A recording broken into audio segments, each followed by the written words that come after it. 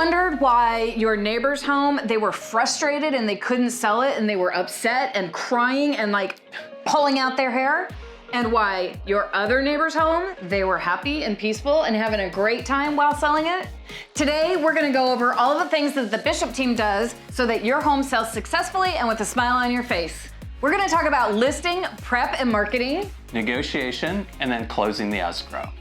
If you're not ready to move, but you know someone that wants to move, we're always open for referrals and would love to help your friends. Remember to like and subscribe so that you can get updates on all your real estate needs right here on this channel. We'd love to connect with you. I'm Jim. And I'm Vickie. And we're with the Bishop team.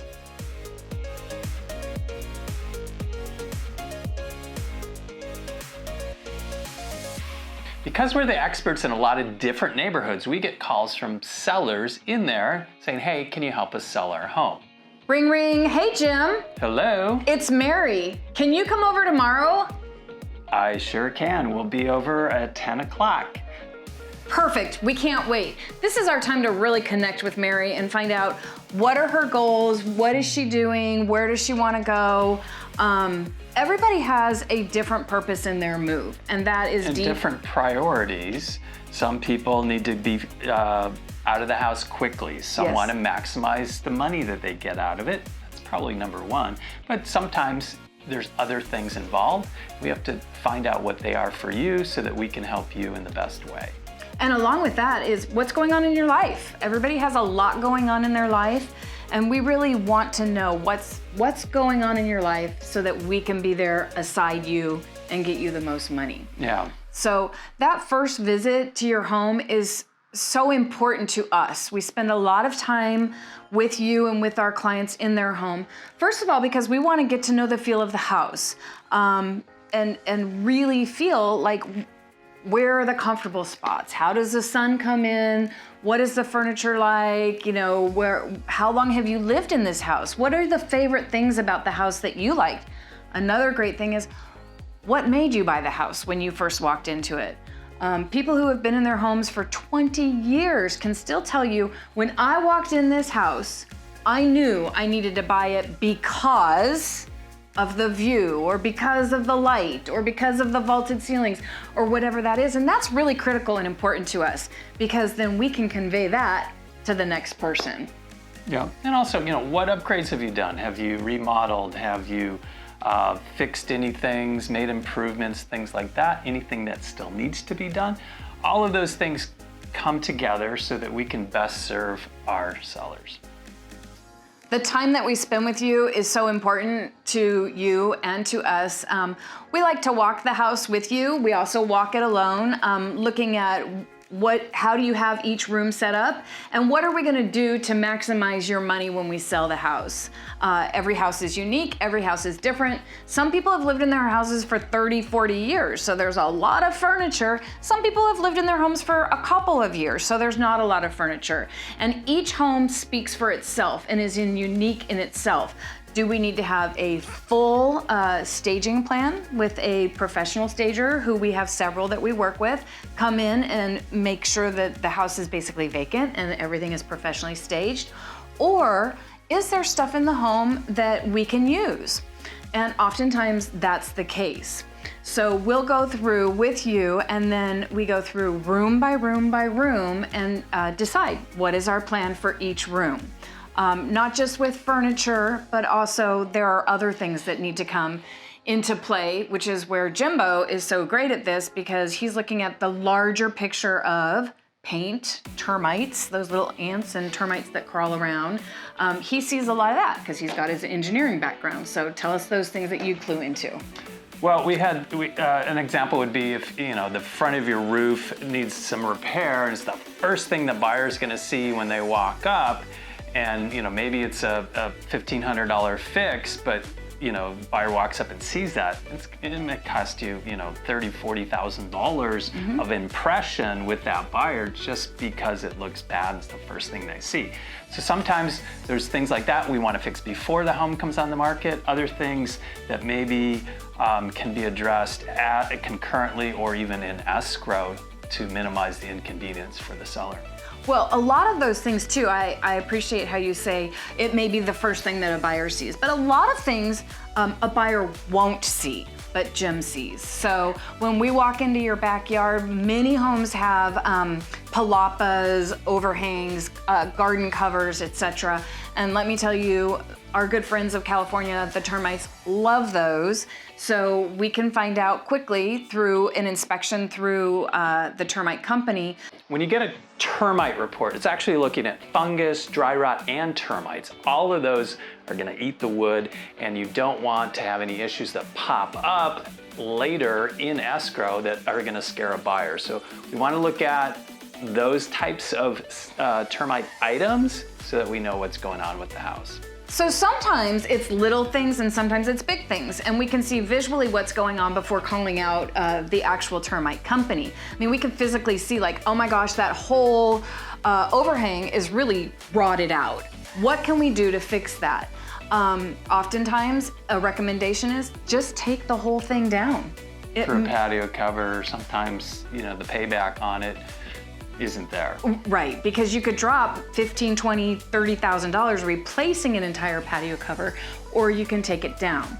Now, if you go to market and the patio cover is up and it's filled with these termites and all of this dry rot and stuff, then your buyer is gonna expect that the patio cover is solid.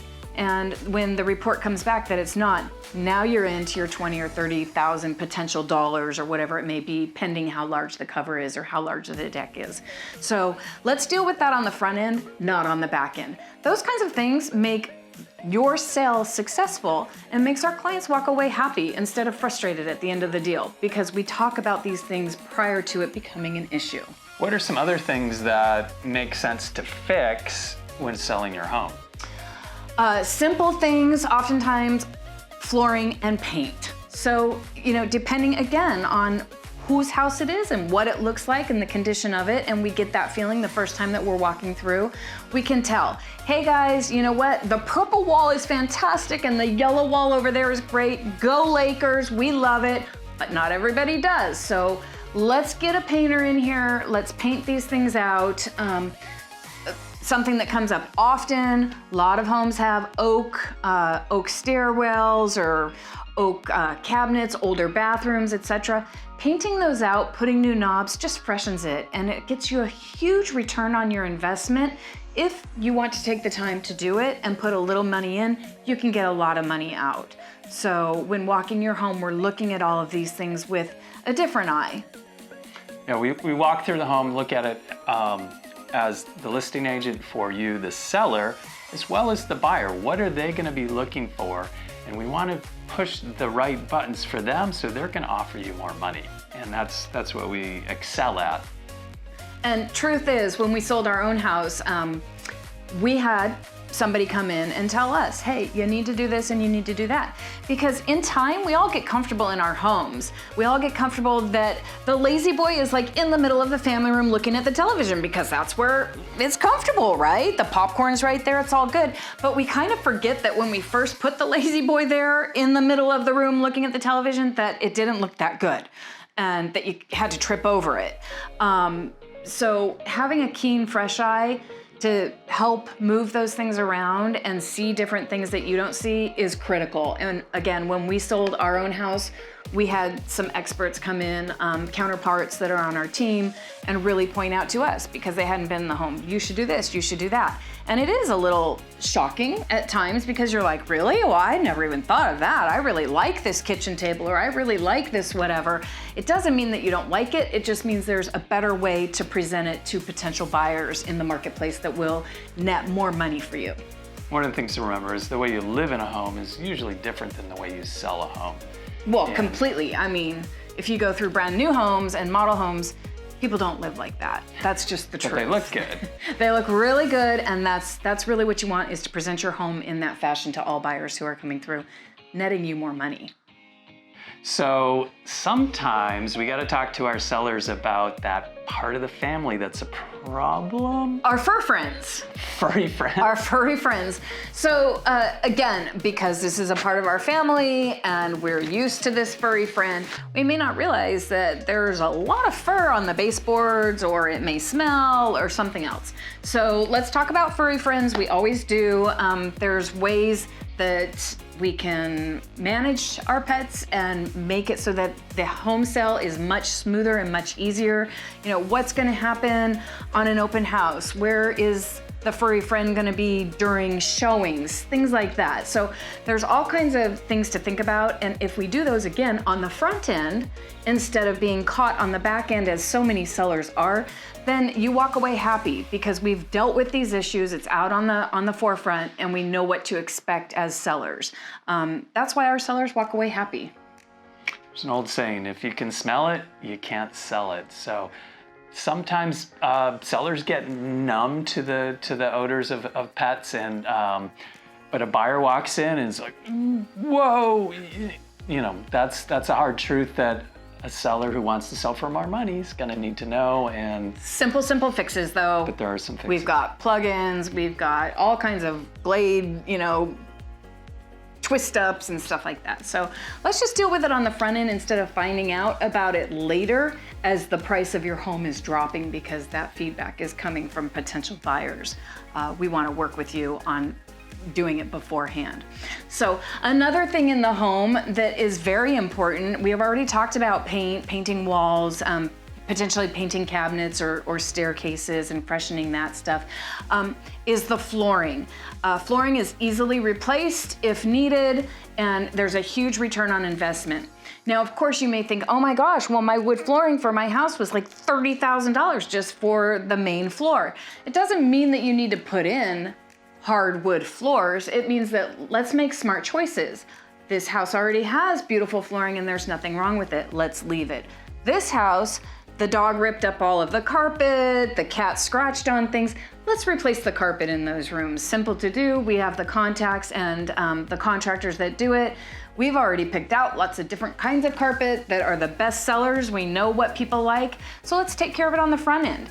Taking care of it on the back end costs you more, because buyers will walk in and be like, oh, take that off the price, take that off the price, take that off the price. So let's really look at it and take care of it so that we net more in your pocket, if that's your strategy that you want to go with. After we've sat in your home and visited for quite some time, we've really gotten a nice feel for the house. We can feel lots of things. Airflow, are the windows open? Where's the lighting? Those things are important to us because as we show your home and as we market your home, we want to highlight the best tips of your home, and spending time there really helps us. We're also looking at, you know, what time of day is going to be best for photography. Is there a theme that we can create in our video that is going to show the house in the best possible light and make it really appealing to the most amount of buyers?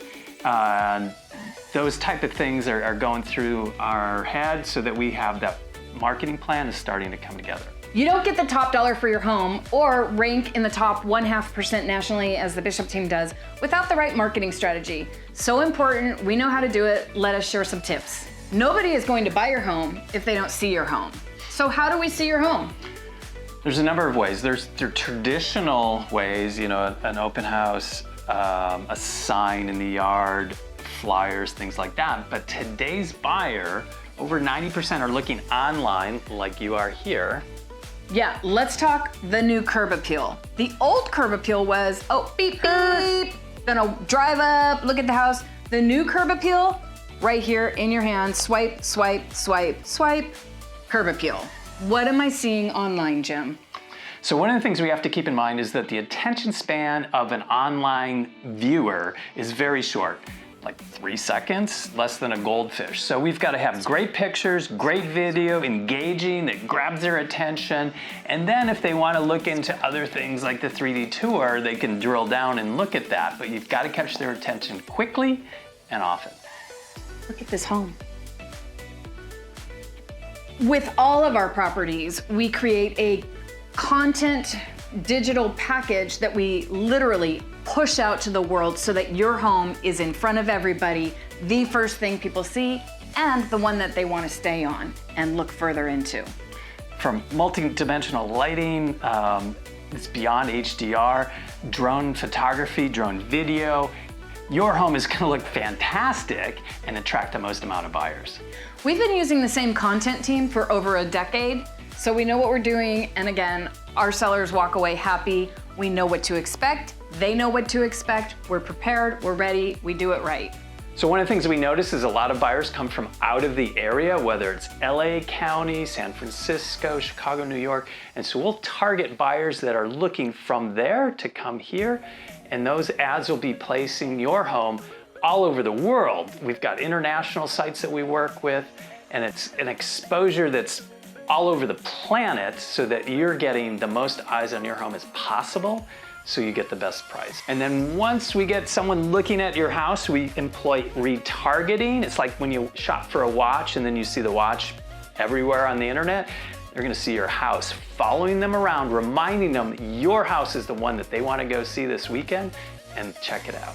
So now that we've got all these buyers stacking up, what's the next step? Oh, ring, ring, can I see the house? Ring, ring, can I see the house? Ring, ring, can I see the house? Whoop! We have a mega open house where we drive all of those first potential buyers who have been waiting for your home to come on the market to come and see it. And we wanna go big with your house, and we do go big. It takes a lot of extra work, but it's worth it because the traffic that we generate is so much greater to drive more buyers to see your home in person. That is the ultimate goal. It increases the number of offers that we're generating. So we don't want to do an old-fashioned open house where you just throw a sign in the yard and so many houses you go into and the agent is just sitting there in the back of the house hanging out doing paperwork or working on a computer. We want for your buyers to come in and feel comfortable. We want them to be in the yard for an hour, be in the living room, check out the bedrooms, just kind of really feel like, what is it to be in this house? The same way that when Jim and I came in and met you for the first time, we wanted to sit in your home and really feel it. Portraying that is what makes people very comfortable and want to offer on your home. Not just offer, but they fall in love. So how do we do that? Every house is different, and when we're sitting with you originally and then in those stages of planning and getting the house prepared for the open houses and for the marketing, we're able to say, hey, this house has a huge yard.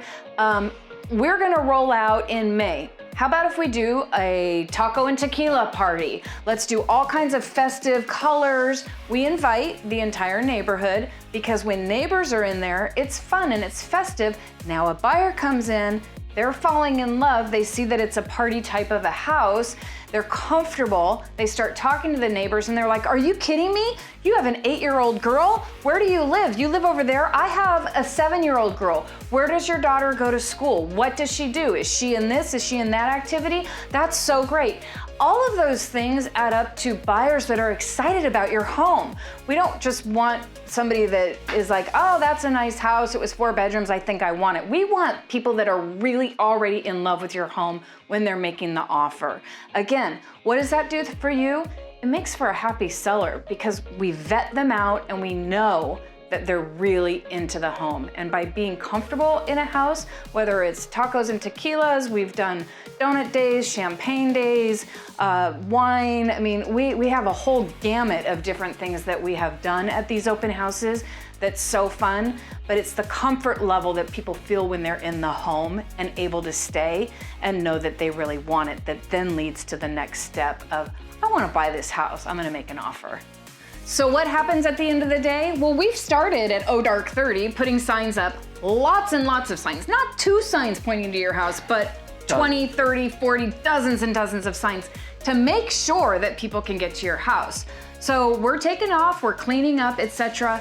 Well, now it's negotiation time. And you may not hear from us right away because we need to talk to all those people who have come through our open house and who are so excited and so on fire to buy your home.